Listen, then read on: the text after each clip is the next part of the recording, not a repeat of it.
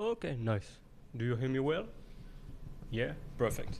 So, hello everyone, my name is Karim Ghallab, and I'm a PhD student at Sorbonne University in Paris. And I'm working as well in a company named Red Fabric in the Mobioos project. And today I will present to you our work named an extensible feature-oriented approach for fine-grained code quality analysis. First, I will quickly introduce the code quality analysis that already exists. The main goal of this process is to evaluate the code quality of a project against already existing standards and to generate some issues, or how we will call it in the talk, quality outcomes that are bugs, vulnerabilities or performance issues in the application. Then for each of these outcomes we will provide technical depth, that is the estimation of the amount of time that is needed to fix these outcomes. Here you have a very small and recapitulative figure that recaps this process. We have two main steps. The first one is the static code analysis one that will generate the outcomes, the quality outcomes from the source code by applying the rules that I introduced earlier against the application. And then we have a dashboard that present this outcome and let the users browse among them and filter them, see the severity of each outcome and their types. We have several tools that exist. The most commonly used one is SonarQube. But while this already existing process is very useful to have an overview of the application's quality, it only offers a structural view of the application. By structural view, I mean that we can only see where are these outcomes located in the source code. For example, here, I hope you can read it. So if you're at the back of the room, maybe it will be a bit harder. But we have, for example, the main.java file that has 3 bugs and 54 vulnerabilities, if I can read it well, or code smells, excuse me, 3 bugs and 54 code smells. But we don't know to which features of the application those outcomes are related. To have this insight, I have to open the file, browse all the outcomes of the file, and by analysis the functional context of the application, I will be able to assess where to which feature the specific outcomes are related. So why would we want to have this feature context for the outcomes? First of all, it would allow us to directly assess the quality impacts of each feature of the application. And based on this quality impact, we could define new bug fixing strategies that will focus on the feature instead of the quality outcomes solely. And why does the already existing process does not provide this feature-oriented view? It is because the link or the mapping between the high-level feature description and their implementation in the source code is often not straightforward or very well documented. So to do so, to have this mapping, we need techniques to allow to create this mapping between the features of the application and their implementation in the source code. Those techniques are named feature location. Their objective is pretty simple. As I said, it is to map the features into their concrete implementation into the source code. We already have several techniques that exist and that have emerged, especially in the context of software product lines or in more general way, software maintenance. So what we did is to provide this feature-oriented view of the code quality, we developed an approach that we named InsightMapper, where you can find an overview here. So InsightMapper is the approach that we did that extends the already existing one regarding code quality, but that incorporates the feature location of the application. If I go into the details about the figures, you can see that at the very root of the figure we have the source code, that is the main input of the whole process. And we have two steps, so step 1 and 2, that are data gathering steps. The one on the top is the code static analysis that we described earlier. That goal is to provide quality outcomes of the application. And we have the feature location step that will provide the mapping between the feature of the application and their implementation in the source code. We have then the projection step that takes the outcomes and the feature location as input, and that will provide feature-oriented outcomes for the application, meaning that in addition to the outcome, we will be able to assign to which feature a specific outcome is related to. And at the end, we also have a dashboard, but this one, instead of the code quality standard process, is feature-oriented instead of structural, meaning that we'll have intel about the features of each outcome. If I take a small example, and once again, sorry for the one at the back of the room, let's say that we have one specific quality outcomes that's located in the UML diagram.java, starting at line 359, ending at 363. That is a code smell with a minor severity, and that takes 2 hours to be resolved. And we also have that feature location that say that the logging feature is located, for example, inside the UML diagram.java file, starting at line 355 and ending at line 365. What's important here is just to notice, I think I have laser, yeah, right now. Cool. So what's important to notice is that this quality outcomes is located inside this feature location.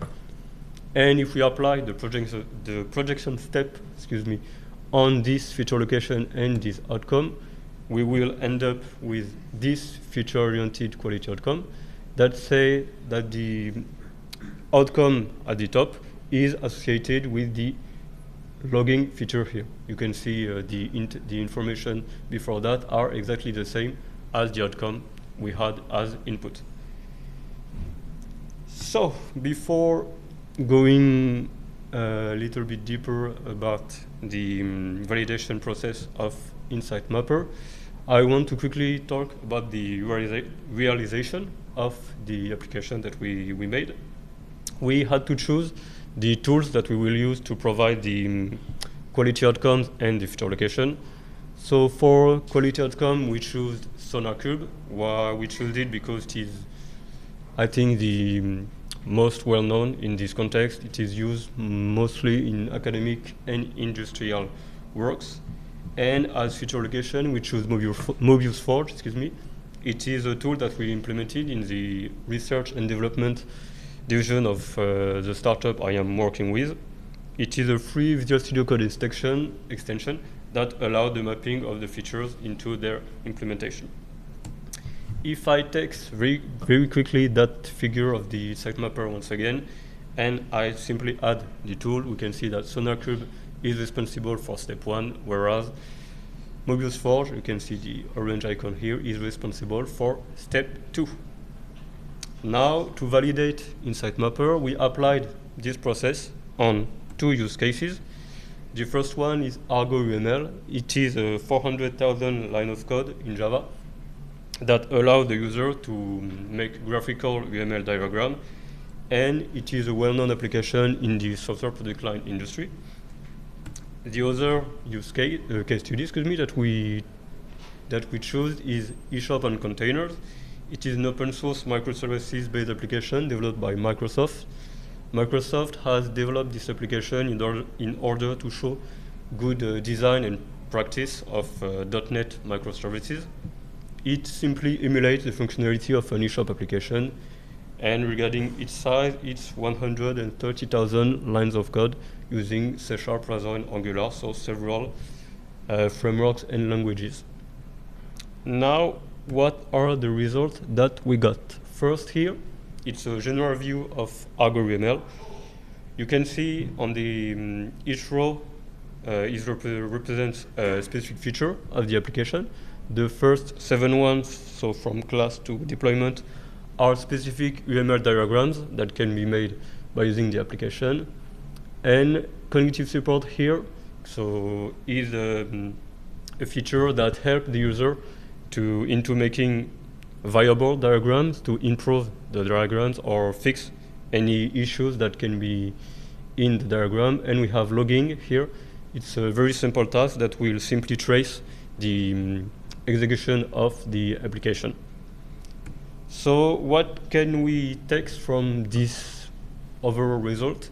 For example, we can see that for the result feature, it significantly influences the code quality of ArgoML, while it is only like around 3% of the total amount of line of code.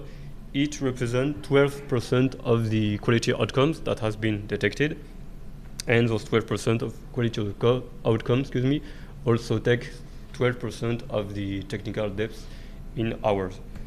We also have an opposite trend on the sequence feature that takes 10% of the lines of code, but accounts for only 5% of the quality outcome that has been detected in the by Sonar. And finally, we can just see that connective and login are the most cross-cutting features, as they impact the most number of files in the application. Now let's go a little bit deeper. So here we have a table that shows for each feature, once again, the type of outcome that has been detected. It can be a vulnerability, a bug, or code smell, and the severity of the outcome, coming from blocker, which is the most critical one, to info, the least critical one. Here we can see that activity has the only vulnerability detected in the application, and it also has the highest number of blockers outcome issues, yes, in the ArgoML app. Now let's quickly do a similar process for the eShop and containers. Here we still have each feature of the eShop app, so the basket where you can add your item, the order one for ordering, the catalog that is showing the item you can buy, and finally the identity and payment features. So here we can see that basket, while it accounts for around 45 to 48% of the lines of code and quality outcomes, it would take 80% of the all time to fix these issues. So this means that the issues associated with basket are longer to be resolved. On the other hand, we have identity, that while it accounts for almost 19% of the lines of code, would only take 8% of the time, takes only 8% of the total quality outcomes, and taking only 2% of the time to be resolved. So identity has a pretty low impact on the overall code quality of eShop and containers. And once again, going a little bit deeper, we can see that the basket feature, just like the activity before, has the only vulnerability detected in the application. And we can see that the order feature has the highest numbers of issues that are classified as security concerns by SonarQube. For SonarQube, security concerns are blockers and critical issues. So you can see that order has the highest numbers of issues classified as security concern. Now, before going into a quick demo, I will talk about the extensibility of InsightMapper. While we developed the approach and the tool, we wanted it to be easily extensible to add other tools. In this demo, we used SonarQube and Mobioos Forge, but we wanted to be easily to incorporate other tools and to provide data other than code quality.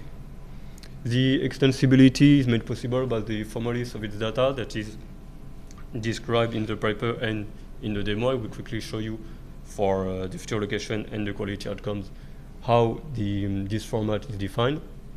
And what we did in this paper, for example, we add another tool named Jacoco.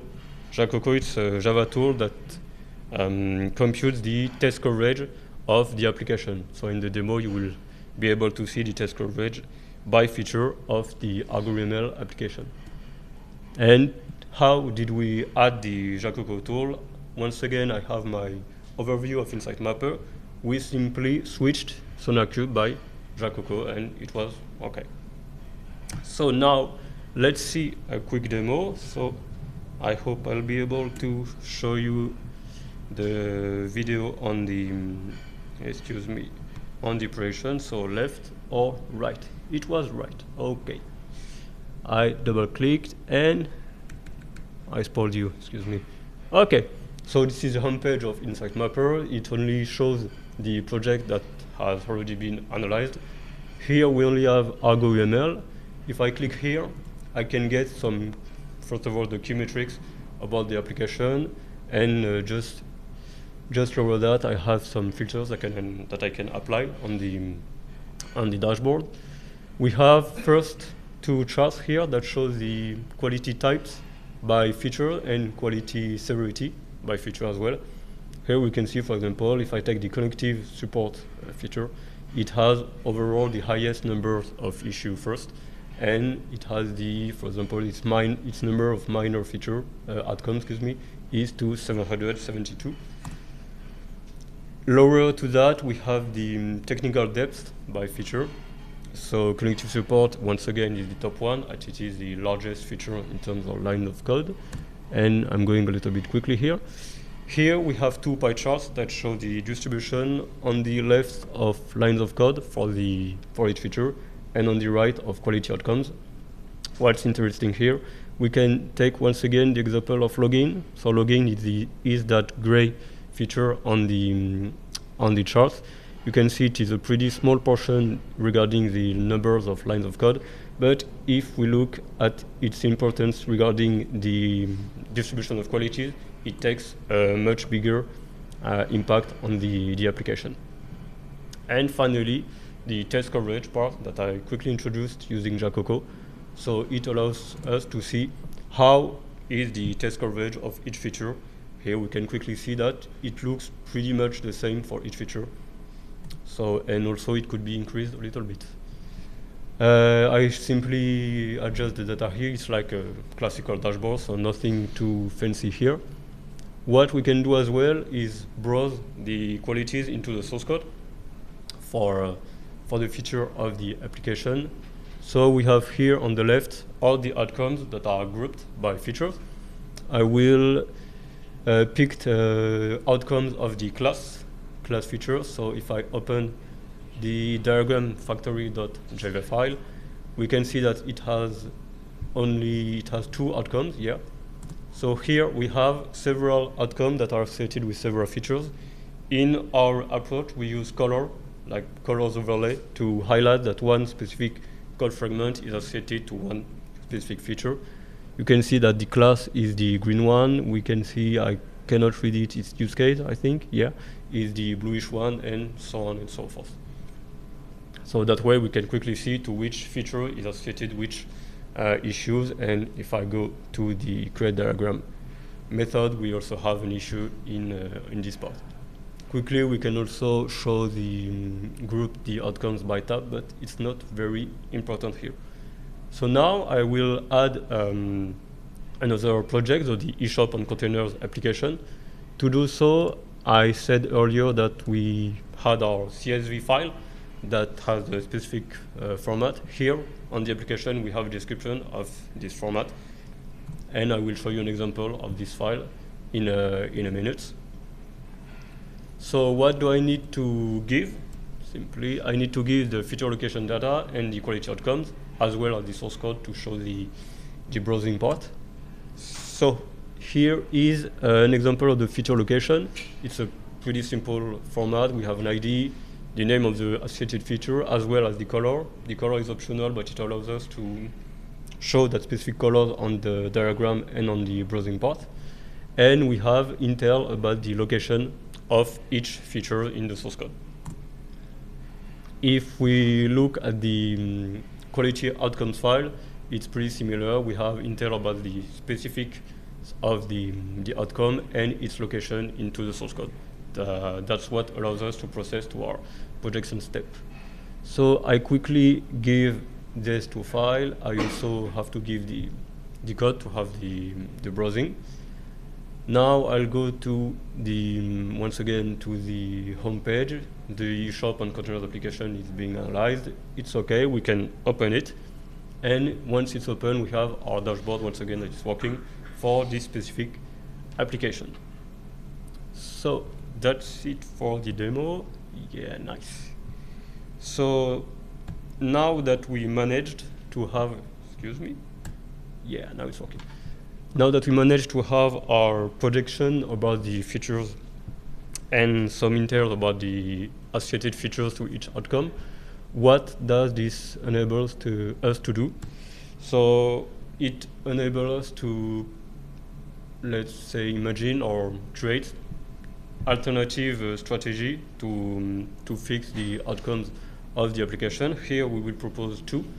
We have the feature criticality-based prioritization, to fix outcomes that are associated with what we say critical features.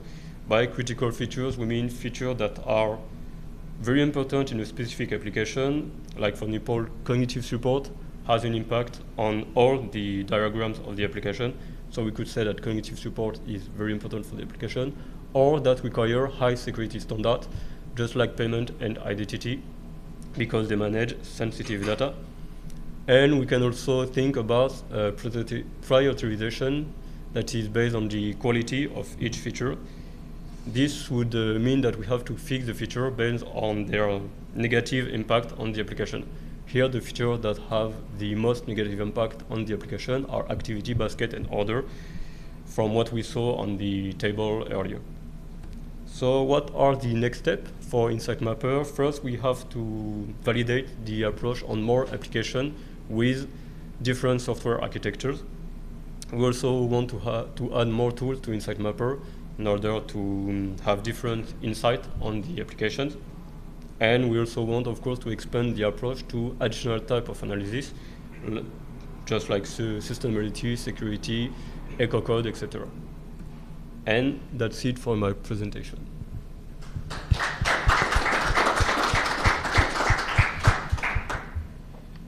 Thank you for the nice presentation.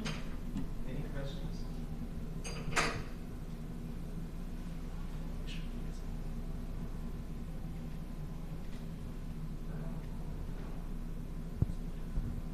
Test. Yeah, that's better. Thank you. So we have time for questions before our coffee break.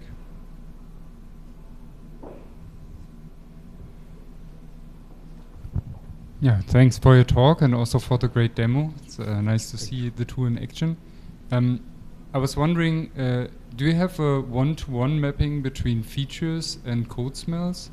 Yes. Because I could imagine that, for instance, the long method code smell, right? So you have a long method, and there are many features contributing to it. So how would it be mapped? Yes, it really depends on the feature location data, but we can have, for example, one outcome that is related to many features. We present in the paper one example of one outcome that is related to two features. So if we have one feature location that is associated with several features, the outcomes contained in this feature location will be associated with each feature of the feature location. So that means you kind of have like a percentage of the severity then, right? So if let's say I could have two features within one long method, but one of them is making 90% of the method's size, right? So you could say it's contributing more to that. So you will have factors in the modeler? We didn't weighted this part, but it could be a really interesting improvement of our approach. Yes. Thanks. Further questions?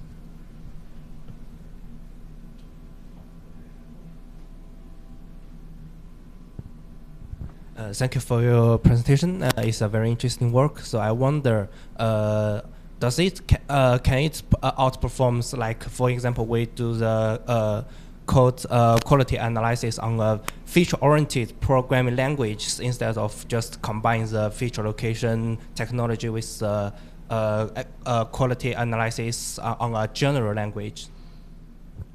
Can you repeat? I don't think I understood the question very well. Excuse me. Yeah, for example, since we have some work on the feature-oriented programming, so users can define their own features. For example, there are some papers in eCube, and so we can define features. And how does your work compare with this? Because you need to use feature location technology to distinguish which part is belong to some features. So if we can define our features, can it perform better? Oh yeah, in that case, I'll just quickly go back to the figure. In the case you are describing, we would have to, like, this feature location part will be like already made by the language. So what we simply had to do is, like, we could add like a simple parser that will adapt the feature and their location as they are defined in the language, and to respect the format expected by InsightMapper, but it could only be done by a simple parser and an adapter that will be responsible for that simple conversion on the process. Okay, thank you. Any other questions?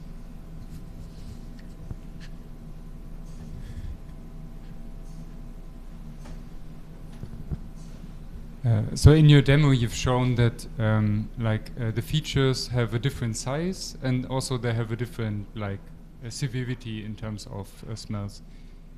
So, I mean, the more program we have, the more code smells we will have in there. So have you also looked at relative data that says how many code smells per lines of code or something like this? Yeah, exactly. And that's one of the data that we use to come up with the conclusion that, for example, the logging feature, while it is a relatively small feature regarding the feature location, it is implemented in very small number of line of code. Each line of code almost were providing an outcome. So even though the number of lines of code was pretty small, each of them were providing a quality outcome. And so, for example, the cognitive support has the highest number of outcomes, but it is also the biggest feature of the application regarding the lines of code. So we have to lower a little bit the importance of this outcome because the size of the feature is already very big. So maybe also one question on the envisioned use case. So would it be also one use case to decide which feature to remove from the software in order to improve its code quality? Yeah, well, if once again, the logging feature, I would say it's like optional. For example, it only traces the usage of the application, and when we see that this feature has a big impact on the code quality, we could simply remove it or disable it using feature flags, or if we are in the software product line context, derivating this application without that feature. And it is one of the use cases that we are studying right now. Any other questions?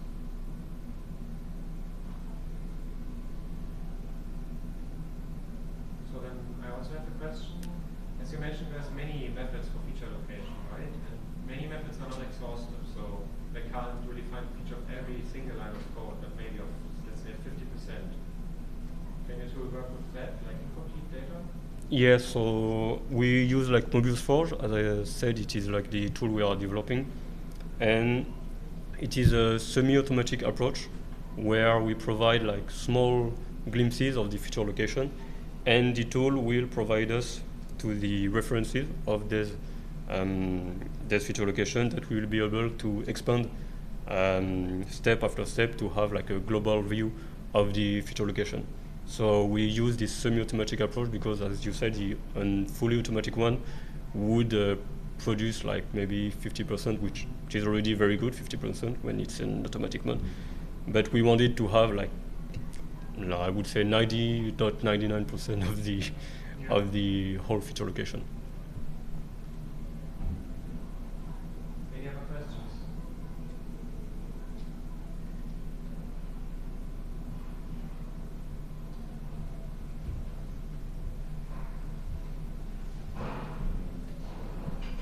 Let's see.